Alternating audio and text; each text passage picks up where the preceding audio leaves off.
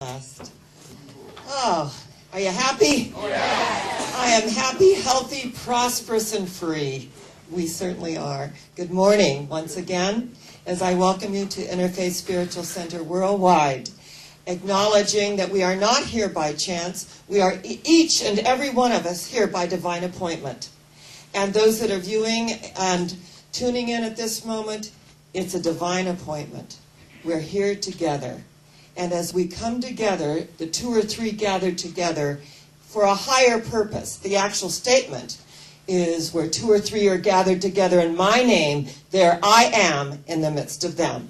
This is the synergistic mind of God where the whole becomes greater than the sum of its parts. There is an energy field. This is why I love community. And I can feel that energy. And when we can feel that energy, that's a space of miracles. It's a space of healing. It's a space of opening to something greater than we are. And as we surrender, as we let go and let God do what God does best by means of each and every one of us, because this is the vehicle. We are the vehicle. Our body is the temple of the living God.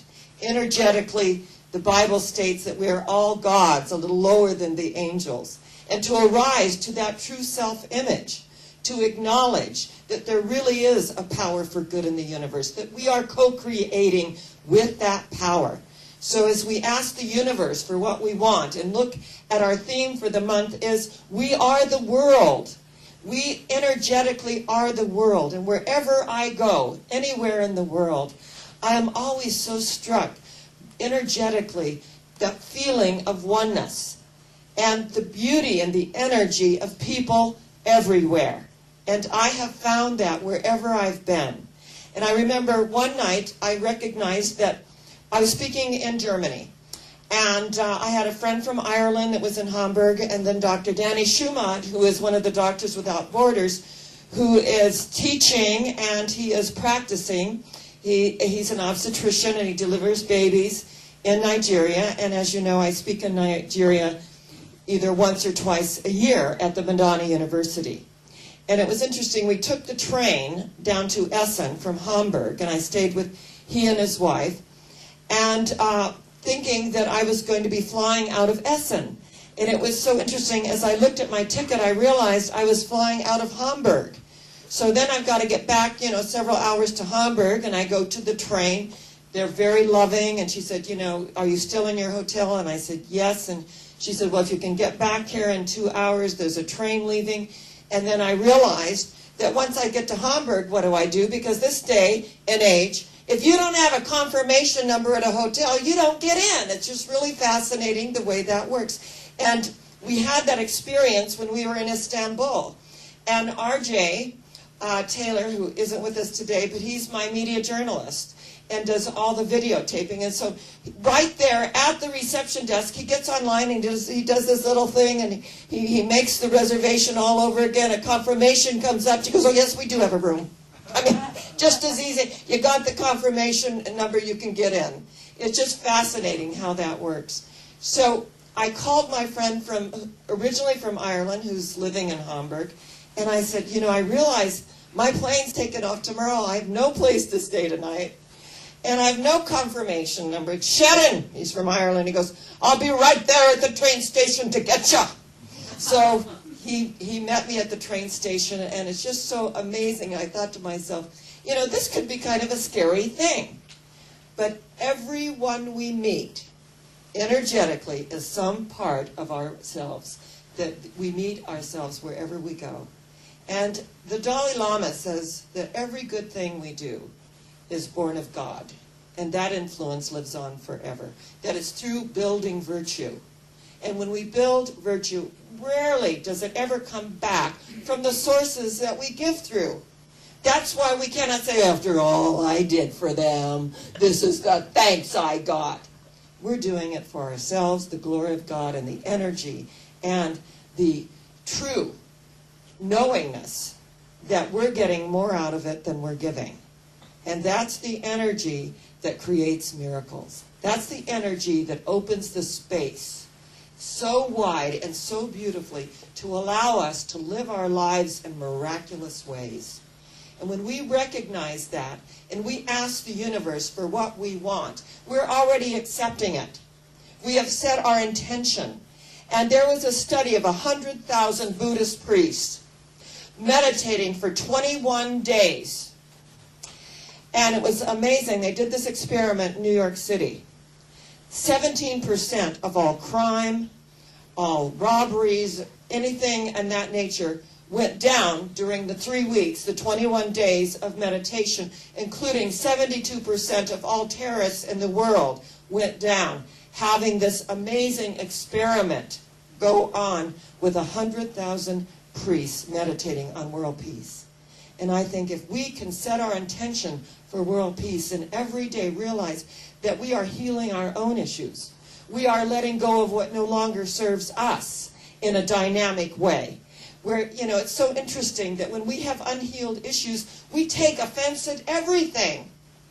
There's a story about two guys in an elevator, just reminded me. One said, hello, got off, the other one got on and said, I wonder what he meant by that. Oh my God. You know, some of us make a profession of being offended.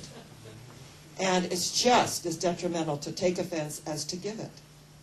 So when we recognize and heal ourselves, and that, you know, we all have an off moment, we all have an off day, that, you know, you forgive yourself and you move on. But to make that part of the dominant pattern of our lives, that takes a lot of life force energy. It just does not serve us whatsoever. And I'm so reminded of one of my students that said that he went to the office and they went in and said, your services are no longer needed. Now, he had worked there for like 20 years. Your services are no longer needed. And he was just like stunned. They said, you may collect your things and we'll give you a severance. And as he left the office, he went down to get his car, and it had a flat tire. So he went into the trunk to change the tire, but guess what? The spare tire was also flat. So he thought, oh, wow, what do I do? You know, hitchhike? So a guy in a brand new BMW said, hey, need some help? This is in a parking garage. He goes, yes, I do. You know, I have a flat tire. The spare is like this. Get in. I'll take you wherever you need to go. And so, you know, he told him where he lived. And on the way there, he said, you know, it's amazing. It's been quite an interesting day. I went into the, you know, office and lost my job. And he goes, well, what do you do? And he shared, you know, what he did in the financial field. And he said, the man that picked him up said, that's just who I've been looking for. I've been looking for someone with your skills. So he said, not only did I get a ride home, I got a job and I started the very next day. So when we open the space, even if we don't like what's happened, when one door closes, another one opens immediately in front of us if we don't take it too personally. But we take things personally, which blocks our good. And, you know, this has been around forever. Dr. Ernest Holmes wrote the Science of Mind textbook in 1926, and he said, refuse to have the feelings hurt. Refuse. You're bigger than that. And when things look the worst is the best time to treat, because there's only one place to go, and that's up. And when we are realizing that we are on that upward spiral, and we speak our word into the law of mind, it answers. And I loved our New Mexico speaker. She was wonderful. And she said that one day they went in, she was working in Santa Fe, they went in to get the money, to get in the register, to get everything ready for retail business, and the safe wouldn't open. And she said everybody tried it, they've been working, and just pretty soon they're looking at the watches, people are starting to come in. And she said, I just absolutely blessed the safe and said, you have been our good and faithful servant all these years. You have opened magically. All we had to do is just do the combination, and there it was. The door flipped open. We are so grateful for you, safe. And we have felt safe with you, safe. And just began, really putting energy on the safe. And she said, all right, I'm just going to open you with ease and grace. And she said she did the combination. It opened right up, because even inanimate objects respond to love, to appreciation, and to caring. And when we look at ask the universe for what we want, if we take that wonderful biblical verse, ask and ye shall receive, seek and ye shall find, knock and the door shall be opened unto you. Okay, ask, A. Seek, S. K, knock. Ask. As we begin to ask, realizing it's already ours, we assume the same feelings we would have if our requests were already fulfilled. And see, and this is where it gets confusing. Because we've got to open ourselves and know that I already have it. That the bills are paid. Even though it looks like in the bank account they aren't.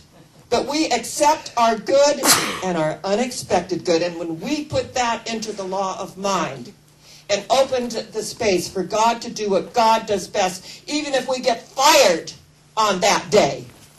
I mean, and we have a flat tire. There's the angel in a brand new BMW saying, need some help? Hop in. I'll take you wherever you're going. This is the angelic realm. That when we begin to open, when we begin to give gratitude. I was, this week, Friday the 13th, I was on the Law of Attraction Network Radio. And it was interesting because she did say, well, you know, when everything looks like a mess, I said, that's the best time. The breakdown for the breakthrough. When it falls apart, it's so it can fall together at a higher level. And it's up to us to have that knowingness. That if it can't get any worse, there's only one place for it to go, and that is up.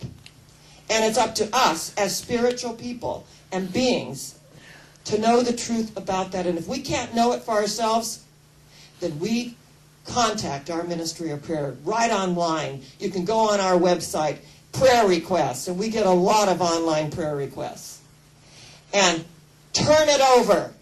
Because the minute we turn it over, we're creating a space for that wonderful manifestation of the thing we're looking for, we're looking with. When we can really, really understand that. Another one of my students said that he was at the university, he'd fallen and he had broken his leg and he was on crutches. And he said, I was struggling with my backpack and my books, and a guy in a wheelchair came by and said, need some help? And I said, well, yeah. I said, to put the backpack on the back of the wheelchair, put the books right here, and went with him to his class, and then said, I hope you're feeling better. I saw a man today who didn't have a smile, so I gave him one of mine. There is always something to give. No matter where we are, there is always something that we can open to and recognize. This is why I love our way of life. And I want you to know that once you've been in this way of life, there's no turning back.